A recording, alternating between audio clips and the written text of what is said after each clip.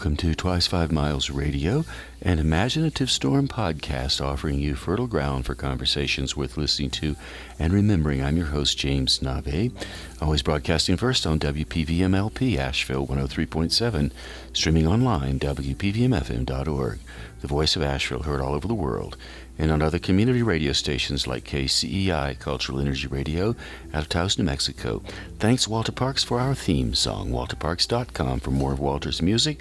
Thank you, Devine Dial, for managing WPVM-FM, WPVMFM.org for more about community radio.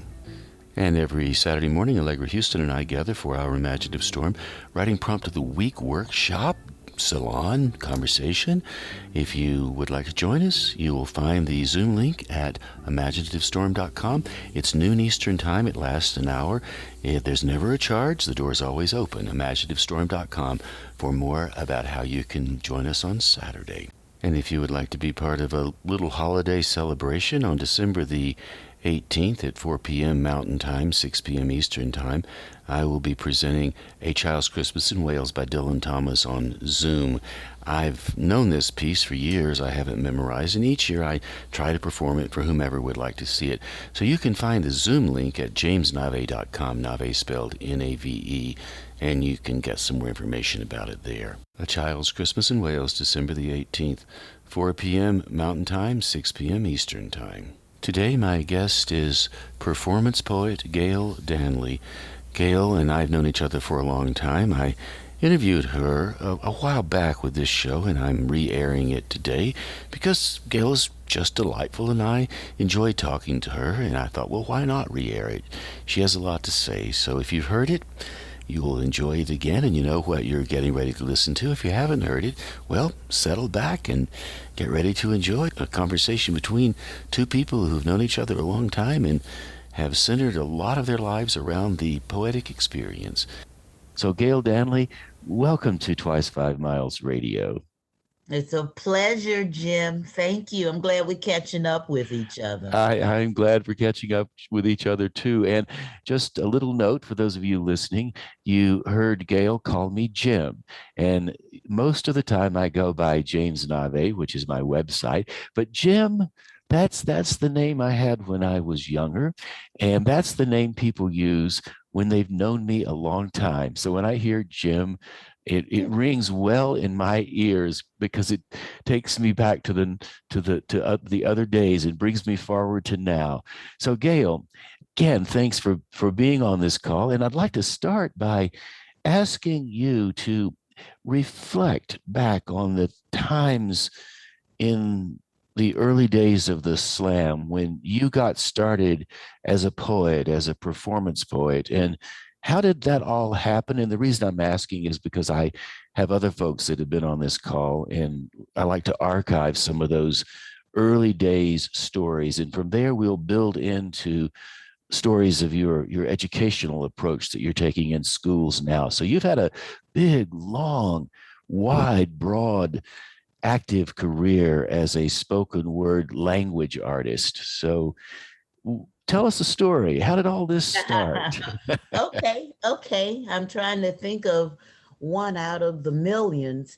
When I won nationals in Asheville in 1994, I embarked on this tour of America where I was going from cafe to coffee shop, and I was performing my poetry. And, I was doing a lot of the stuff that I had done at nationals. And that was a lot of fun. I was a young girl, meeting people, crashing on folks' sofas.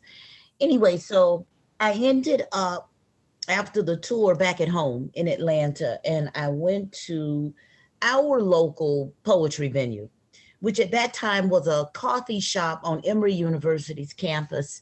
And I did my thing. And when it was over, I think I went to the bathroom, and the waiter followed me, and he had a phone in his hand. And he said, "This woman just left the restaurant, but she told me she really wants to talk to you. So here's the phone." And it turns out, Jim, that the woman on the other line had been at the show at the coffee house, and she was a professor at Emory University. I think she taught something like Russian. And she was so blown away by my poetry that she wanted to connect me with her mother. And her mother was a big influencer in upstate New York in arts education. So she said, call my mom, Gail, and tell her what you do. And I'm going to call her too. And let's just see what happens. Okay. Okay. Thank you. Bye. And I followed up because that's the magic key. I called her mom and she got me into one school in upstate New York. I think it was like Ithaca or Utica or Syracuse, I don't know, Oswego. She got me in, and it became what I did. It became what I loved. That road and going up there, those 9 hours, I'd leave home at 2 a.m. in time for a 9 a.m. assembly. I was half asleep for so many of those years. But I do it, man, and I made a name for myself doing it. I think that it was all about doing what I did and following up. Following up is everything, Jim. Well, you referenced the national championship win. And for those folks out there wondering what that reference means, in 1994, the National Poetry Slam Championships were held in Asheville. And back in that time, there were two winners. You had teams competing, and one team won. And then you had the individuals competing, and somebody won. And Gail won in the night at the 1994 National Poetry Slam Championships in Asheville. So, Gail, before we get into the work you do in schools, I'd love for you to talk a bit more about your experience in Asheville at the National Poetry Slam Championships. And a reason why that's important, because as the years have gone by, the poetry slam community has remained in many ways the same. It's you stand on the stage, you perform a poem in 3 minutes, and you get scores from 5 judges, and then you drop the high score and drop the low score and keep the middle 3, and somebody wins at the end of the evening. So talk a little bit about your memories of the National Poetry Slam Championship in Asheville to give the folks listening a sense of what that community was like, and maybe even how it worked, what we did way back then. I had come to Asheville for the first time 3 weeks or so before the competition and kind of stumbled into a place, I don't even remember where it was, where they were talking about nationals were coming up. I'd never heard of that. They were talking about Patricia Smith. I'd never heard of her. And I was just so open back then, and I still am. I was so open to the next level. And I said, you know what? I'm going to come back for this national thing. And I went back and I won. I was so crazy.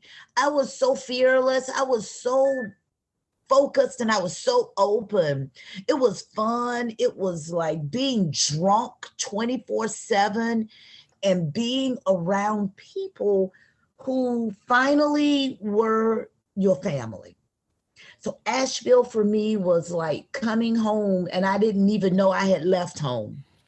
So I would go out during the day and I'd go to different poetry readings.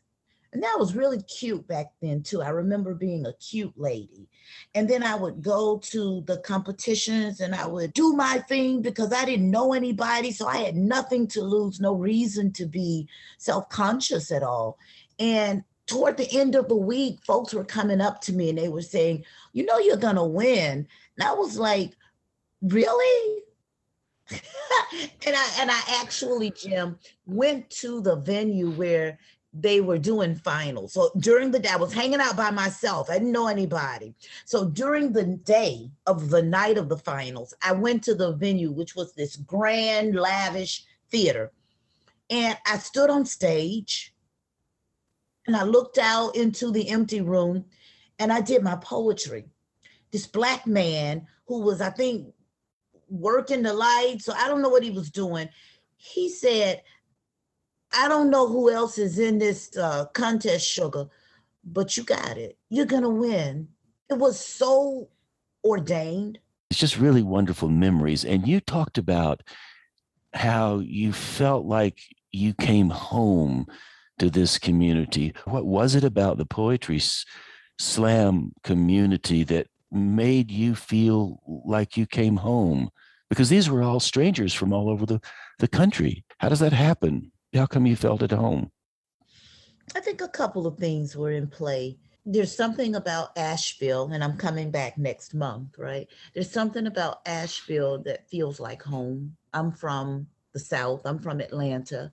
Something about the warmth, it's something about the acceptance of the arts. It's something about those mountains there where, you got all that country, but then it's meeting all that city. And so the setting was so right for it.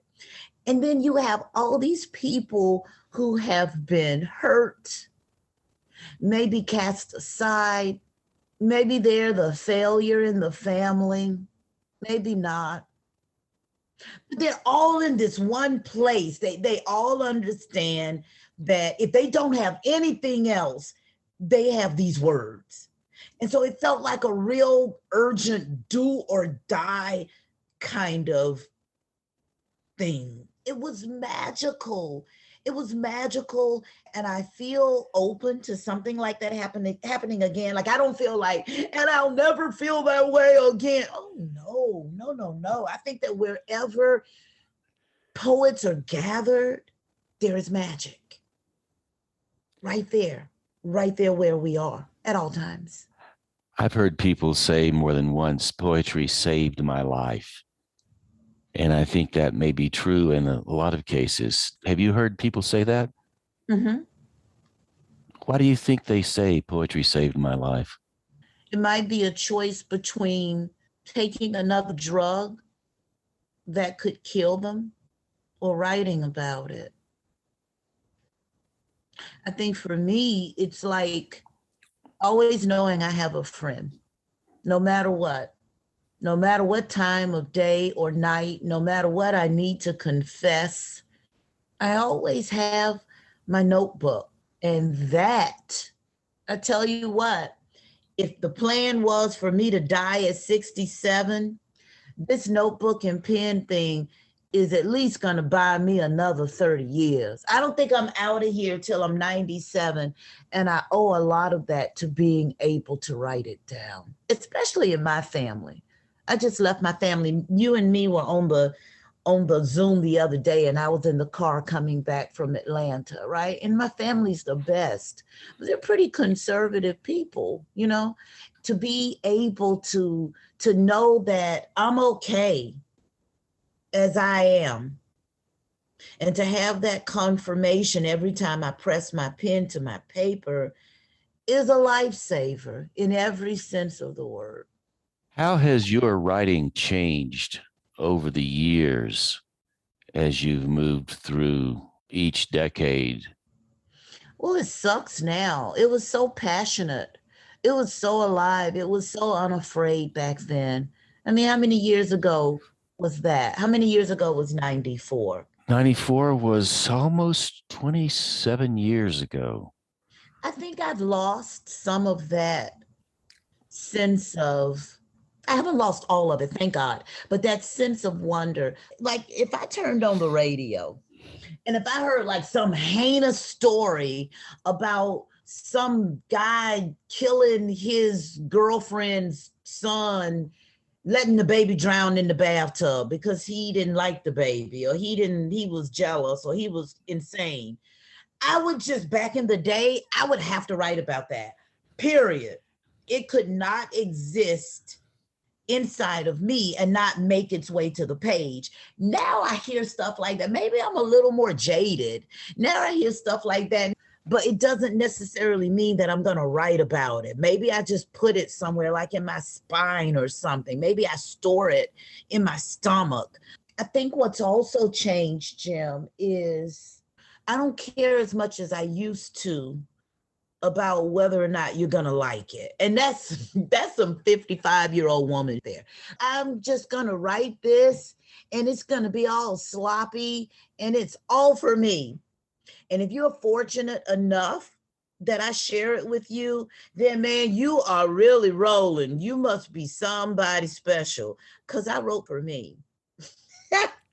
So I don't know, I think that's how it's changed. Is that a good thing, Jim, or is that horrible? Well, I don't know if it's a good thing or a horrible thing. What I am curious about is when we, as creative people, as spoken word language artists, and I'm tending to say spoken word language artists more than spoken word poets, because we are poets and yet we work with language in all kinds of ways. So we are artistic with our use of the language, and our sensibilities evolve. People start out young with the fire in their belly, and they hear the story and they want to generate something based on that story. There's, I wouldn't say rage, but there's certainly drive involved in it. But then as we mature, I'm wondering, Gail, are we losing something or are we gaining more nuance in developing our abilities to reflect more subtle ways? So it's not so much of a rage anymore or angst, it's more thoughtfulness. I think some of it is social media. And I'm not Hmm. really blaming it. I guess I'm thinking about the ways that we use it. So before we had it, we didn't really have a place to put stuff. Now we have a place to put stuff. Now I can go on Facebook and I can say, did you hear about that man in DC who put that baby in, and then get all of this response. And so that part of me that needed to say something has said it. And so now that's done. And then my girlfriend network now is huge, humongous. Almost every night of the week, I am going out. I mean, literally, with a different girlfriend. I went out with Megan last night. She's 33. I went out with Shirley last week. She's 87. I went out with Larita on Sunday. She's 54, right? She's my baby. I'm 55, right? And so now I have all of these containers. I can say to these women, man, I'm feeling so and so right now. I have places to put stuff. And back then, I don't think I had as many places to put stuff. So I don't know if that's good. I mean, it's great. It's great to have the support. It's great to have emotional infrastructure. I don't know how great it is in terms of continuing to generate new poems. It's interesting because I'm thinking as you're talking that you're quite right. We have more outlets now to put our stuff out there in whatever form we choose to put it out. And in a sense, that allows us to vet material. So a lot of the stuff that we wrote about in the past gets to go out by way of a conversation with a girlfriend or on social media. Then what remains are other things to write about. So I wonder if the well ever grows dry. Now I can say I need to write a poem about being at Uncle Claude's bedside on Sunday. And 45 poems came from being at that bedside as he took those last three breaths. I think he waited for me. I can say that to somebody. I can say, Gail, how was it? How was Atlanta? And I'll say, it was incredible. Uncle Claude waited for me. I got 45 poems just watching Aunt Ernestine lay the top of her body on top of her dead husband and squeezing his arms to see if there was still warmth there. I can say that, and then nobody will hold me accountable. Nobody will say, well, when you going to write those poems? Now it's up to me because I'm not as much a part of a writing community as I used to be. Now that's interesting. I wonder if you were a part of a writing community, would you generate more material? Sure. Sure. Here we arrive at this idea of the writer doing it alone. We have to write alone because we write alone because that's how it happens. And yet it also brings up the idea of the community, which takes us back to Asheville. When you were there on the stage at the National Poetry Slam Championships, I was on that stage too. I was on the Asheville team, and I believe we came in fourth that night because Danny Solis decided to do a different poem than he had rehearsed, and it didn't quite work as well as he thought it would, although he was called to do it. And yet I was on that stage and I remember all the vitality. And I think one of the reasons I've always been drawn to the poetry slam community, the spoken word language arts community that we are so involved in, is because there is an openness there. There's a willingness to support anyone who shows up because everybody understands how valuable it is to express oneself by way of the page or by way of the spoken word. So we're back on the pulse of community. You and I are here. We are talking, and the people in the audience listening on the radio, and yet you and I are exchanging imagery by way of this Zoom call, and I'm remembering all that activity. And I know that even though we don't see each other much, and we haven't seen each other in many years, as soon as we connect, that the vitality of that community just starts to grow and come to life. So perhaps as writers, this idea of writing with others, getting in the community is a good thing. And maybe this call will encourage you to move in that direction. I don't know. Right here in public, we make a big move creatively. What do you think, Gail? I think that one of the most awesome conversations you can have as an artist is that conversation that redirects you back to your art, because that's where the love is. That's where you come to understand over and over and over and over and over and over and over and over again how precious, how talented, how marvelous, how fertile, how rich, how deep, how worthy, how important you really are. Right. So as writers, we go out into the world and, we're not always paid, or we're not always respected, or we're not always seen. But then we come back home to each other.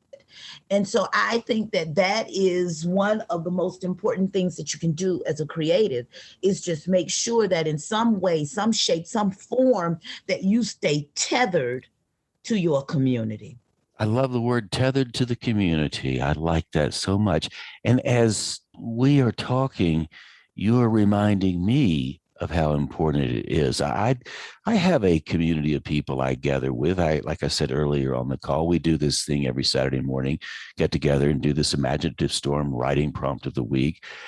I have that community and I treasure those people I know on Zoom, and it has a lot of value, and it has value similar to the value that you and I have experienced in our poetry community. The difference, though, in the Zoom call, most of the people on the call I don't know in person.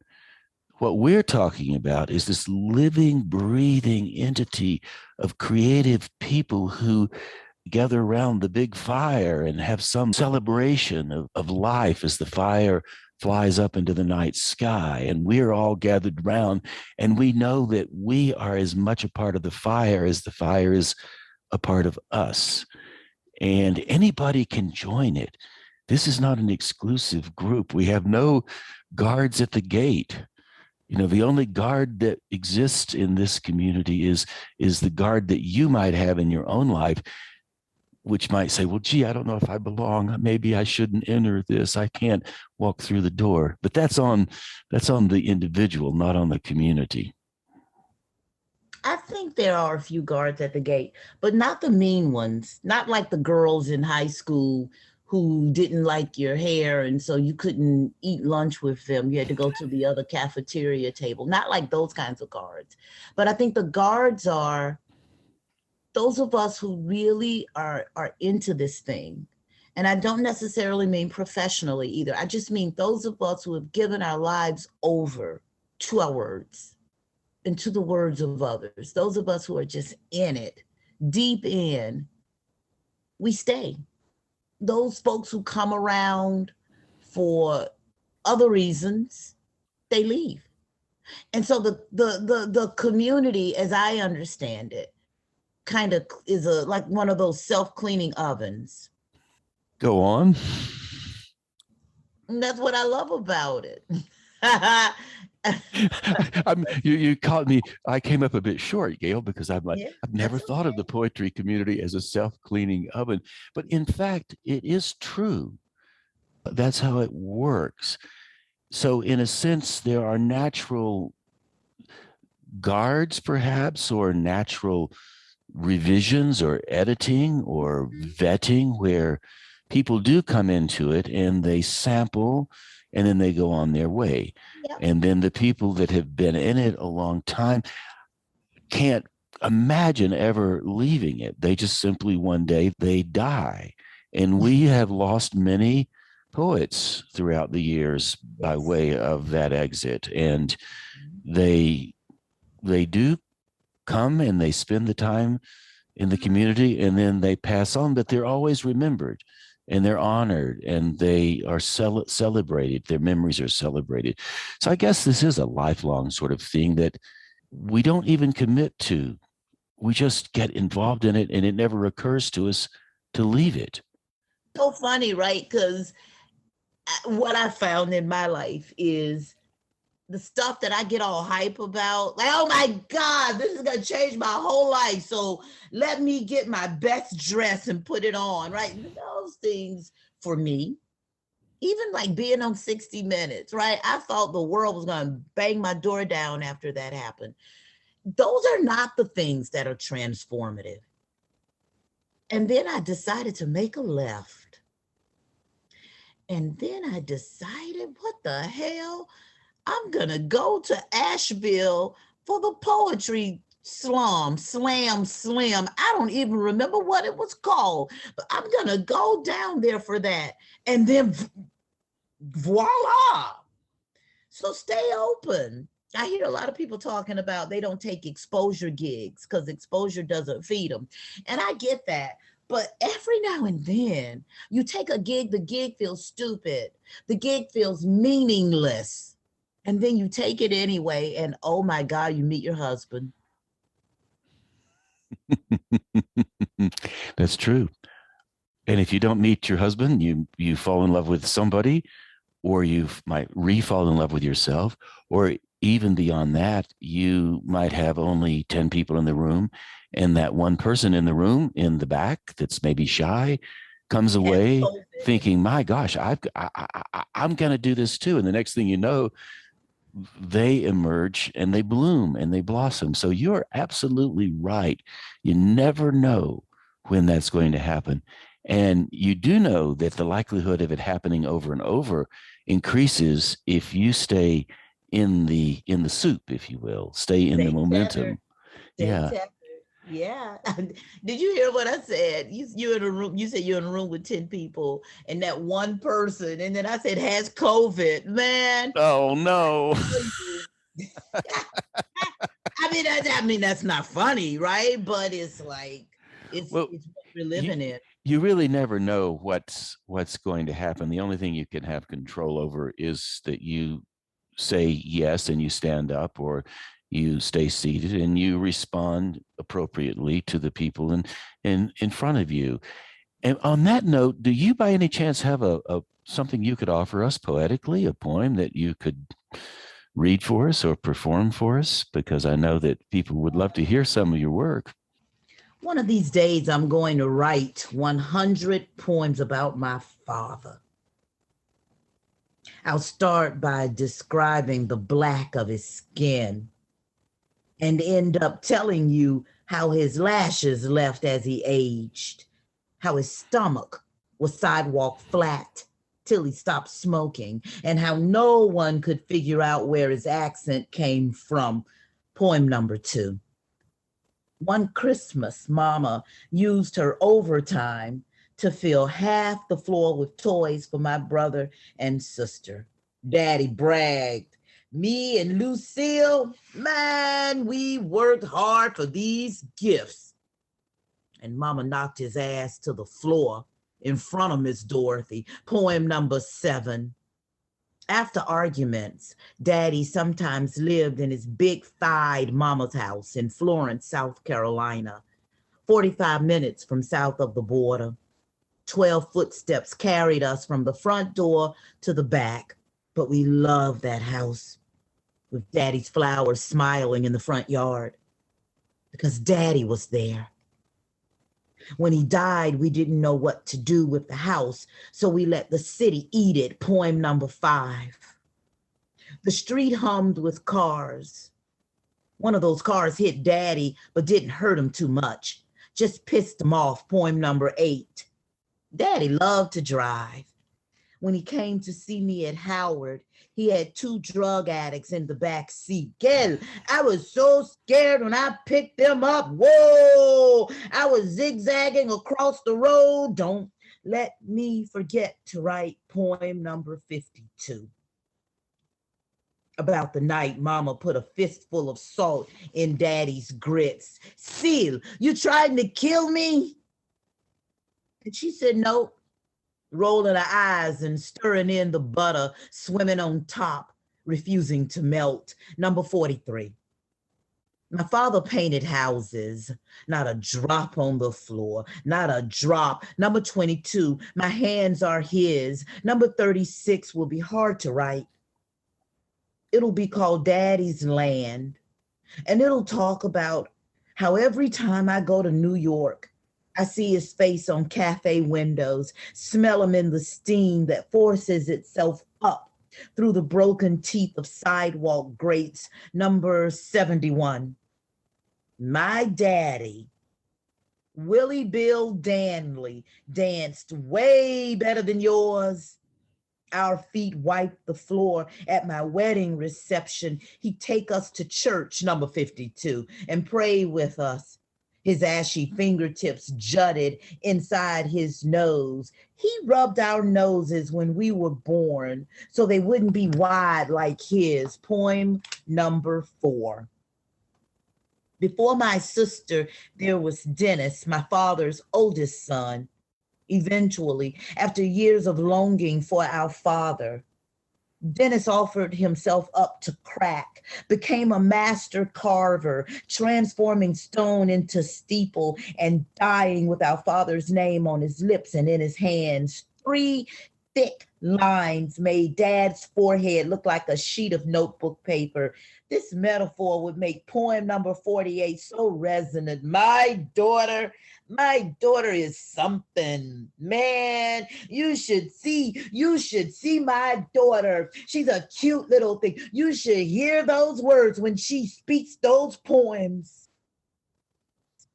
Poem number 3.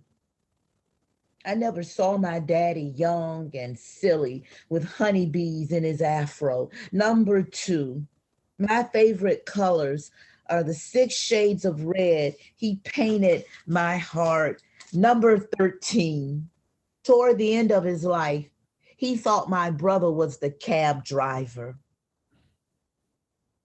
Daddy was 86 when he died.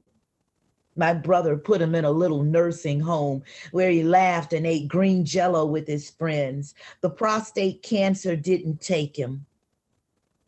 The dementia did. It just chewed our memories down to this. Gail, do you love your father?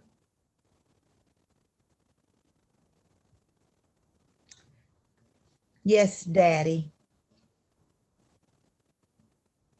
I love all of you. Constantly. Poem number 100 will paint the blue carnations that danced around his casket and landed at the corners of his eyes. He always smiled at me. Thank you, Gail. You're welcome, Jim. That was a beautiful, beautiful piece. And I can see that it lives right there with you in a very, very strong way. And thank God it doesn't just live in my to-do list, but it actually made its way to the to-done list. It's on the to-done list. And I love the casual way you included all of those numbers and you moved around with those numbers. I know, structurally speaking, that's a beautiful, beautiful way to do something. And I've heard many times from storytellers, they'll say, if you use numbers in a piece, it brings a grounding to the piece, and it was just well done. And I feel like I know your father. And I remember driving past south of the border. For people who are listening, I think you might have been referencing the state line between North Carolina and South Carolina on I-95 headed south. And if you've ever driven I-95, there's this huge business called South of the Border, and people use it as a landmark. And I thought, oh my gosh, I remember driving past that many times. And that's a very Southern thing to reference, of course. And since you are referencing your Southern experience, why wouldn't you put South of the Border in? So thank you for sharing that wonderful poem. And it brings me just around to opening up the last part of our time together. Tell us about your writing projects that you're doing now, and how all of this poetry has led you into some really dynamic things that you're up to. And maybe you can reference inspiration from your father that keeps you moving through all of this. Maybe, I don't know, but I got to let the space beneath my eyes dry up a little bit, because that was daddy. I think that when we as poets infuse whatever we create with our blood, with our heart, it can't lose. It just can't lose. It can't go wrong when you give yourself to it. So even though I'm a technophobe, and I'm kind of growing out of some of that, but at heart, I'm a technophobe. But during the height of the pandemic, I got busy. Instead of everybody else was running scared in education. And, scared is oftentimes an opportunity when everybody else is panicking, right? So everybody was wondering like how they were going to continue to deliver art into schools, with schools all closed down. And I decided to use the virtual medium that we were all trapped in and still be Gayle in the virtual medium. And I created a series of poetry lessons that teachers could just press play, and there's Gayle right there in the classroom teaching you 30 years of what she's learned in the classroom and distilling it down and giving it to you in these 5-minute bites, right? Called Lessons in Poetry. And I got really excited about it because I knew that I was on to something, right? Nobody had to tell me, oh, that's good. No, I knew I was on to something. And then what I also did, Jim, is I wanted to give it, that teacher cred. Teachers have things that they expect. And if you don't give those things to them, they might not consider your work worthy of their classroom. And so I went to a few teacher friends of mine and I had them write real bona fide lesson plans to go with these teaching videos that I had shot, right? And so I just created this whole thing, this whole beautiful product, right?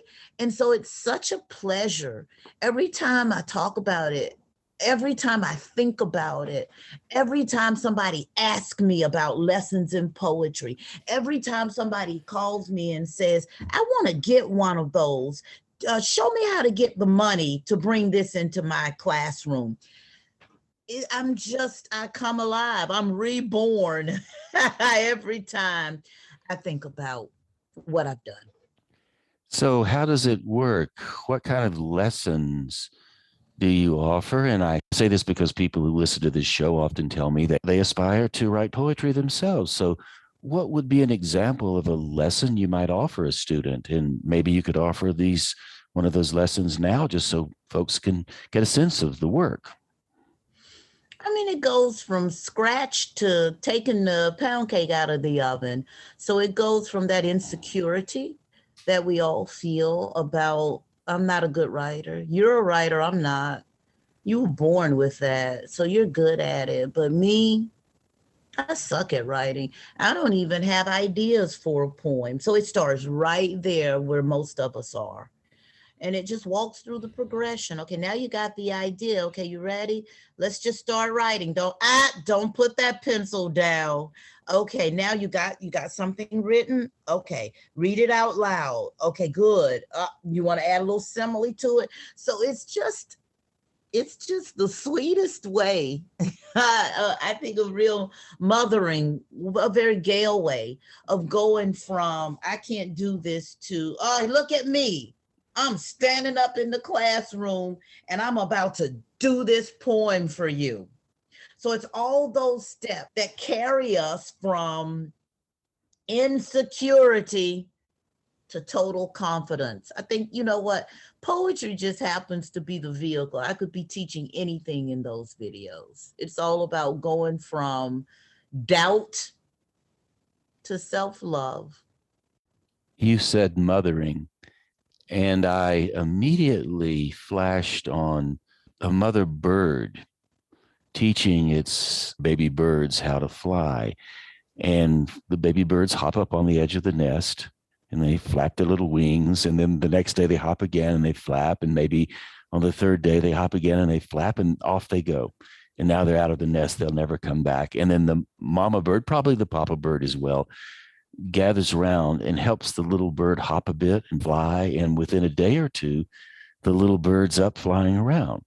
And then at some point, the bird matures and it becomes the papa bird or the mama bird doing exactly the same thing. I had that sense of how this work that you do evolves students in the direction of full flight. That's good. I mean, hopefully they come back and say, you touched me. Your poetry touched me. What you showed me, I had to find my way back. I had to look you up and tell you, Miss Gail, that when you came 20 years ago, you changed my whole life. So hopefully, I mean, I like the bird metaphor. I really love that it's only 4 days because I ain't got a bunch of patience, right? I want it now. But yeah, I hope they fly back home and check up on this old lady.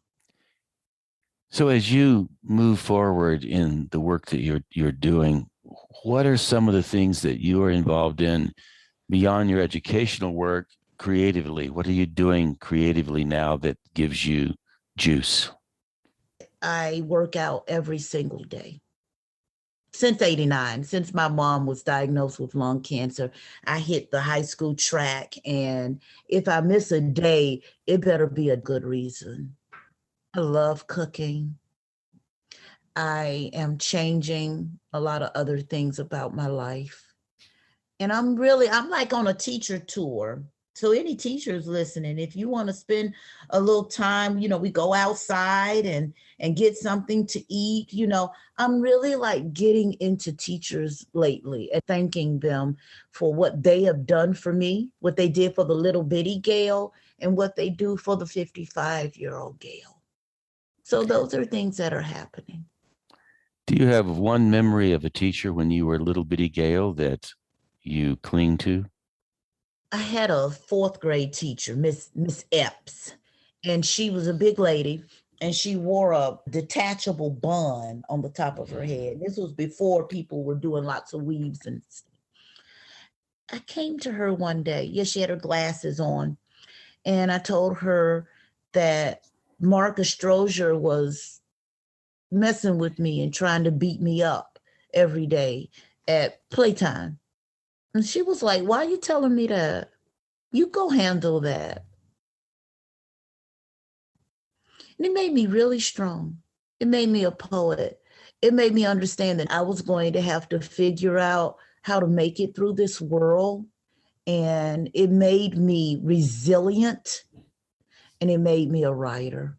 You were right when you said the hour would fly by. And I feel like this whole conversation with you has been a poem, and it's made me see some things very, very clearly. So I feel really grateful that you asked me about my lessons in poetry, really grateful for that, being able to do that shout out. And more importantly, Jim, just feeling good that you and me are here and we're here together because I think that is testimony to the power of poetry. Gayle Danley, thank you for that wonderful comment you just made. And I really do appreciate you taking the time out of your day to be on this show with us and share your stories and your enthusiasm and your memories. I appreciate it so much. So thanks so much. You are welcome. You take good care of yourself. And that was my conversation with Gayle Danley. And as you now know, Gail and I were big participants and contributors to the early days of the Poetry Slam, which is still going on. As Gail reported, the Poetry Slam has informed her work and continues to do so. And in many ways, it informed mine as well. And when you were listening to Gail, did you wonder how come she was so comfortable with how she spoke and what she thought about and the lack of hesitation? When I first was introduced to people who have the kind of skill Gail has, I was fascinated with how they could stand on a stage and just say things. It seemed like a miracle to me watching somebody walk up on stage and with great ease present something like a poem, a story, or singing a song. It always was a mystery to me. How do they do that? And I thought, well, they must have just been born that way, just popped out as little babies, and they could do all that I was watching them do as adults on stage. Now, I know, and you know too, that that is absolutely not true. But a part of me thought that.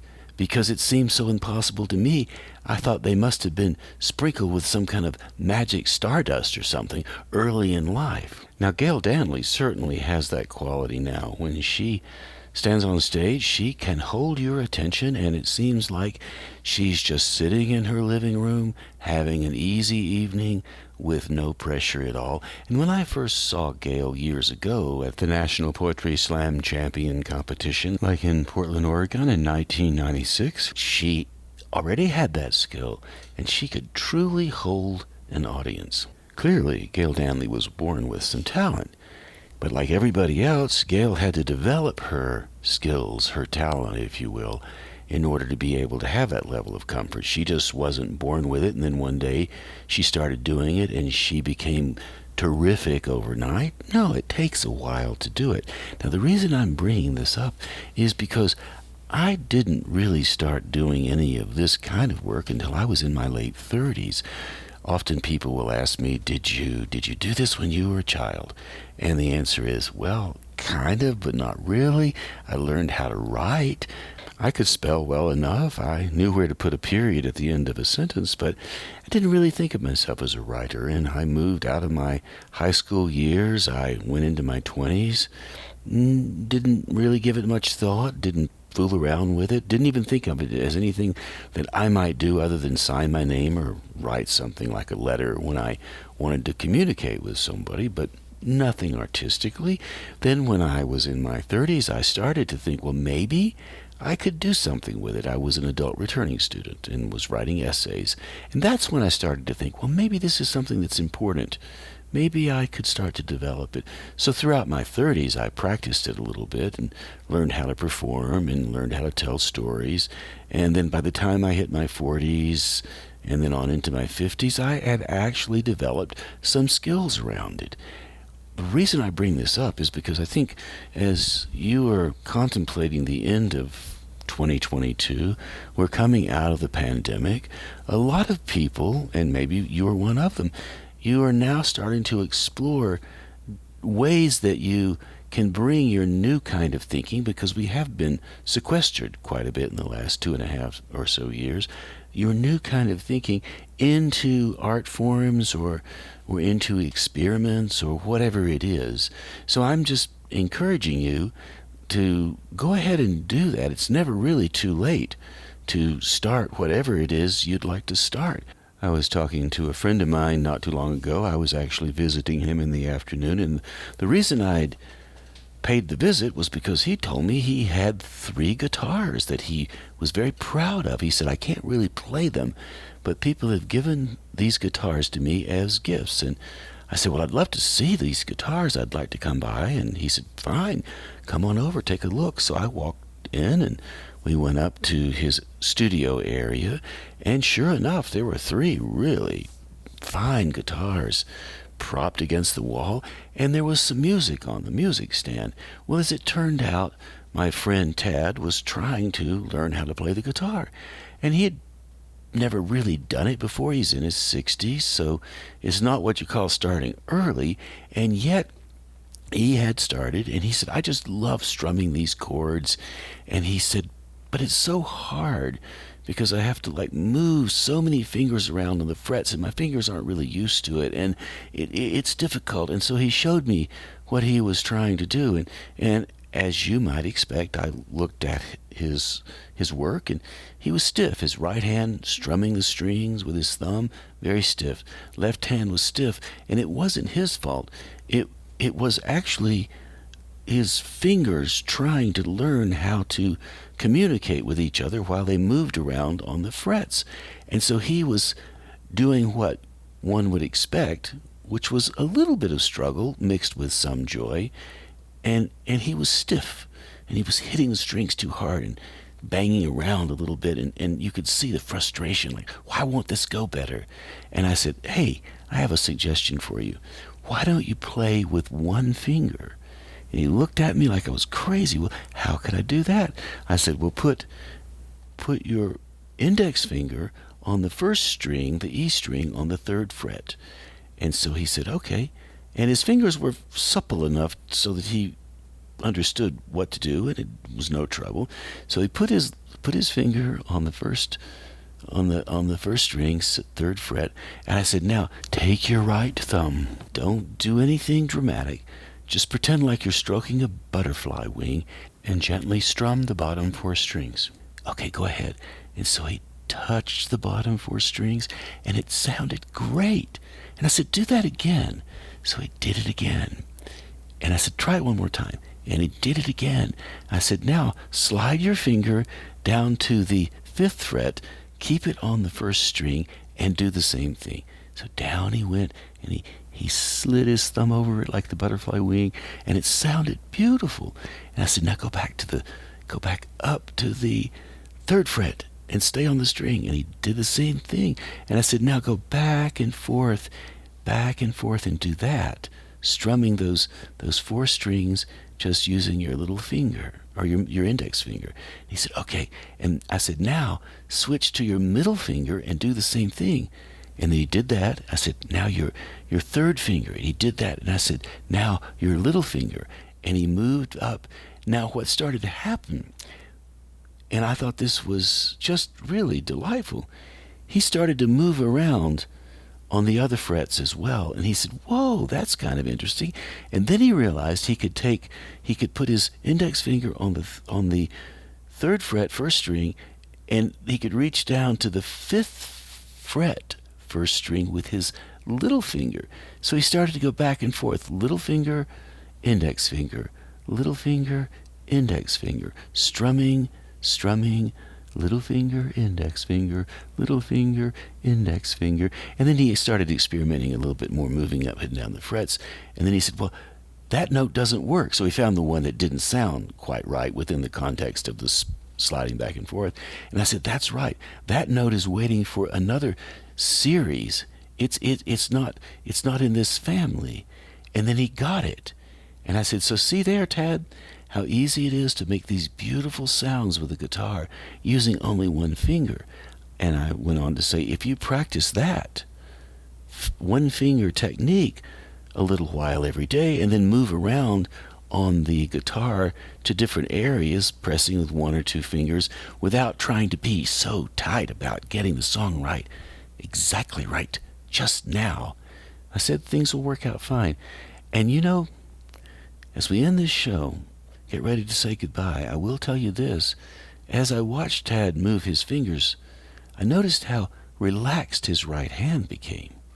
His right hand was easy, like a bamboo grove blowing in the wind, or maybe a thumb stroking a butterfly wing. So that's a little note on how to start. And it's never too late to begin again. It's always the right time, and Tad proved that with his one finger moving back and forth, making songs.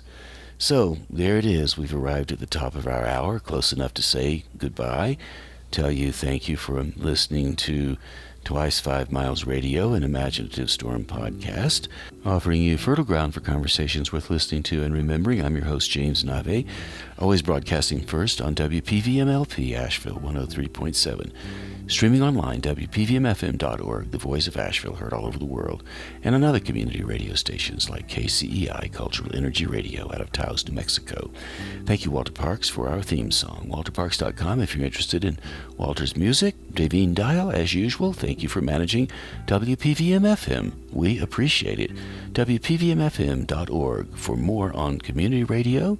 You can always join me any Saturday morning for our Imaginative Storm Writing Prompt of the Week gathering, workshop, salon. The Zoom link is at imaginativestorm.com. It's noon Eastern time, and the door's always open. There's never a charge for that. And I'm also going to be teaching an Artist Way class in January. It's never too late to begin again. That's why I remembered to talk about it when we were talking about the guitar. And it's based on Julia Cameron's work. I've worked with Julia for many, many years, and I've been teaching Artist Way creativity material for quite some time, 20 years or more. So if you're interested in that, you can find that that information at jamesnave.com. So I think that pretty much sums it up for right now. Thank you ever so much for listening to this show. I really do appreciate it. And I do hope that you come back sometime soon. And until then, I'll catch you on that turnaround somewhere down the line.